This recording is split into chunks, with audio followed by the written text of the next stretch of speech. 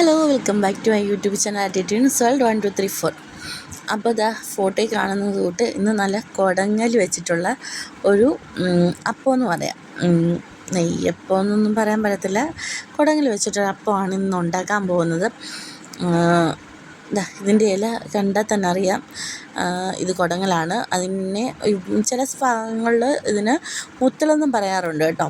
അപ്പോൾ അതിൻ്റെ വേരൊക്കെ നല്ലപോലെ കളഞ്ഞതിന് ശേഷം അതിൽ പഴുത്തതും ഉണങ്ങിയതായിട്ടുള്ള ഇലകൾ കാണും. പിന്നെ നമ്മൾ പറിച്ചെടുക്കുമ്പം പോച്ചയൊക്കെ കാണും.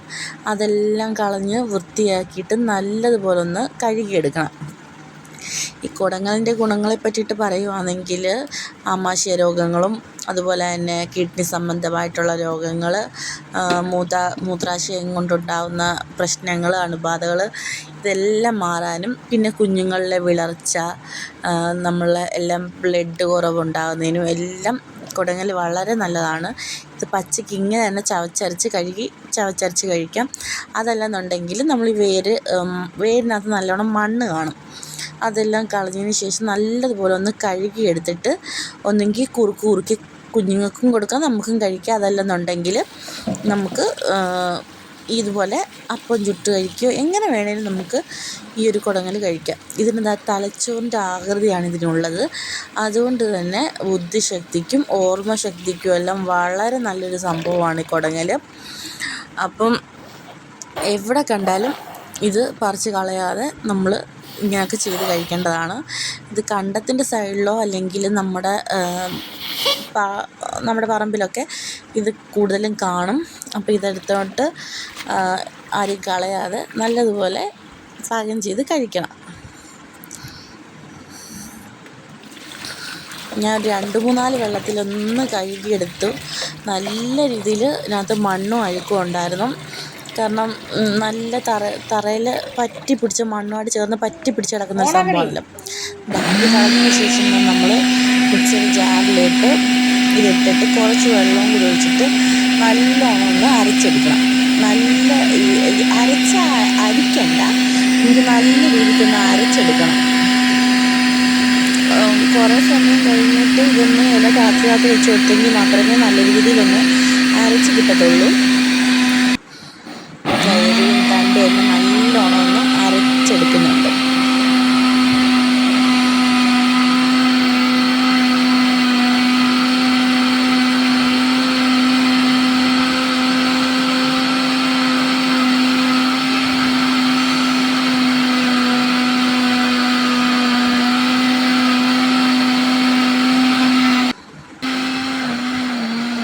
അങ്ങനെ അരയാൻ തുടങ്ങിയിട്ടുണ്ട്.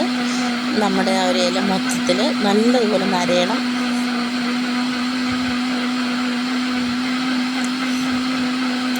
ഒരു നുള്ളുപ്പ് വേണമെങ്കിൽ ഇടാം, വേണ്ടെങ്കിൽ വേണ്ട, വേണമെങ്കിൽ ഇടാം. അതിലേക്ക് അരച്ചതിനകത്തോട്ട് നമ്മൾ കുറച്ച് ചെറുജീരകം ഒന്ന് ഇട്ട് കൊടുക്കുന്നുണ്ട്. ഈ ചെറുജീരകമാണ് ഇതിൻ്റെ ഫ്ലേവർ. അപ്പോൾ അതിന് ആവശ്യത്തിന് ഇപ്പം ഞാൻ ഇലയുടെ കണക്കൊന്നും പറയുന്നില്ല. ഞാൻ ഒരു 2 പിടിയോളം കുടങ്ങലിൻ്റെ ഇല എടുത്തിട്ടുണ്ട്. പിന്നെ ഒരു 1/4 ടീസ്പൂണോളം ചെറുജീരകം എടുത്തിട്ടുണ്ട്. അപ്പം എത്ര വേണം നമ്മുടെ വീട്ടിലെ ആളിൻ്റെ അനുസരിച്ച് നമുക്കിതെടുക്കാം. ഇല ഒന്നും കൂടെ ഒന്ന് അരച്ചെടുത്തതിനകത്തോട്ട് നമ്മൾ ഈ കരിപ്പെട്ടി, ശർക്കരയോ കരിപ്പെട്ടിയാണ് ഒന്നും കൂടെ ഏറ്റവും നല്ലത്. അത് പാനി കാച്ചി അതിനകത്തിട്ട് അരിച്ചൊഴിച്ച് കൊടുത്തിട്ടുണ്ട്. പാനി കാച്ചിട്ട് അരിച്ചൊഴിച്ച് കൊടുത്തിട്ടുണ്ട്. പിന്നെ നമ്മുടെ ഇതെന്ന് പറയുന്നത് വറുക്കാത്ത അരിപ്പൊടിയാണ്. വറുത്ത അരിപ്പൊടി വേണമെങ്കിൽ നമുക്ക് ചേർക്കാൻ. ഇതിപ്പം വറുക്കാത്ത അരിപ്പൊടി. അതിന് പകരമായിട്ട് പച്ചരി കുതിർത്തുണ്ടാക്കുന്നവരാണെങ്കിൽ അങ്ങനെ ചെയ്താലും ഒരു കുഴപ്പമില്ല. ഇപ്പം ഞാൻ വറുക്കാത്തൊരു അരിപ്പൊടി ഒരു 1.5 സ്പൂണല്ല, ഇച്ചിരി വലിയ തവിക്ക് ഒരു 1.5 സ്പൂണ് ഇട്ടിട്ടുണ്ടായിരുന്നു. അത് നമുക്ക് ആ കുടങ്ങൽ അരച്ചതും ശർക്കരയും കൂടെ ഒഴിച്ച വെള്ളവും നോക്കിയിട്ട് വേണം നമ്മൾ അതിനകത്തോട്ട് കുറേശ്ശെ അരിപ്പൊടി ഇട്ട് കൊടുക്കാനാണ്.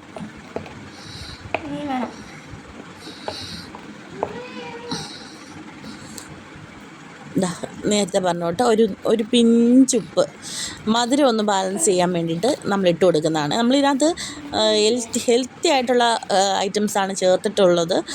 അപ്പം ഇതിനകത്ത് പഞ്ചസാരയൊന്നും ഇടണ്ട. ഈ കരിപ്പട്ടി ഉണ്ടെങ്കിൽ പഞ്ചസാരയുടെ ആവശ്യമില്ല. അതിനാണ് ഒരു നുള്ള് ഉപ്പിടുന്നത്. ചട്ടി ചൂടാക്കിയതിന് ശേഷം നമ്മൾ നെയ്യിലാണ് ഇത് പൊരിച്ചെടുക്കുന്നത്. വെളിച്ചെണ്ണ വേണമെങ്കിൽ വെളിച്ചെണ്ണയിലാണെങ്കിലും നമുക്കിത് പൊരിച്ചെടുക്കാം.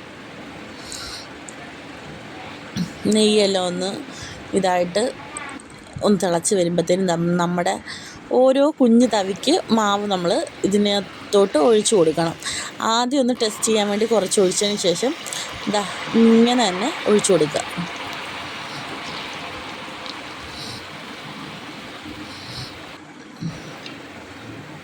പെതുക്കി ഒന്ന് ഇട്ട് കൊടുക്കണം. ഒത്തിരി മൂപ്പിച്ച് കഴിക്കുമ്പോൾ ഒരു കയ്പ്പ് വരും. അതല്ലെന്നുണ്ടെങ്കിൽ ഇങ്ങനെ ജസ്റ്റ് ഒന്ന് വെന്തതിന് ശേഷം ഒന്ന് തിരിച്ചിട്ട് കൊടുക്കാവുന്നതാണ്.